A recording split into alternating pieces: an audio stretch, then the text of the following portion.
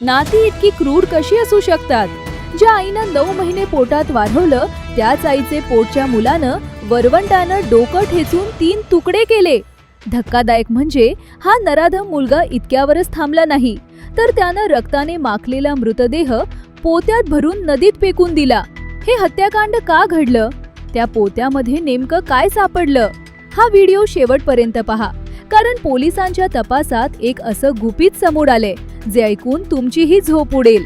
नमस्कार, ब्रेकिंग बातम्यांसाठी तुमचं विश्वसनीय न्यूज चॅनल लोकबज मराठीला सबस्क्राईब करा. 18 डिसेंबर रोजी मुंबईत माणुसकीला काळीमा फासणारी एक घटना उघडकीस आली आहे. एका नराधम मुलाने घरगुती वादातून आपल्या जन्मदात्या आईची अत्यंत निर्घृणपणे हत्या केली. पोलिसांनी दिलेल्या माहितीनुसार आरोपी मुलाने आधी आईच्या डोक्यावर वरवंट्याने प्रहार केले.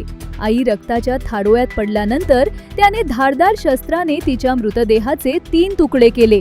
पुरावा नष्ट करण्यासाठी त्याने हे तुकडे एका गोणपाटात भरले आणि रात्रीच्या अंधारात जवळच्या नदीत फेकून दिले. सकाळी नदीकाठी काही नागरिकांना एक पोतं तरंगताना दिसलं, ज्यातून पाय बाहेर आलेले होते.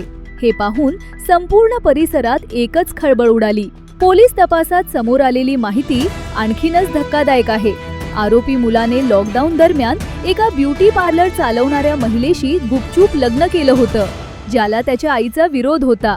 याच वादातून त्याने हे टोकाचं पाऊल उचललं. त्याने आईची हत्या केल्यानंतर घरातील रक्ताचे डाग अतिशय चालाखीने पुसले होते, जेणेकरून कोणालाही संशय येऊ नये.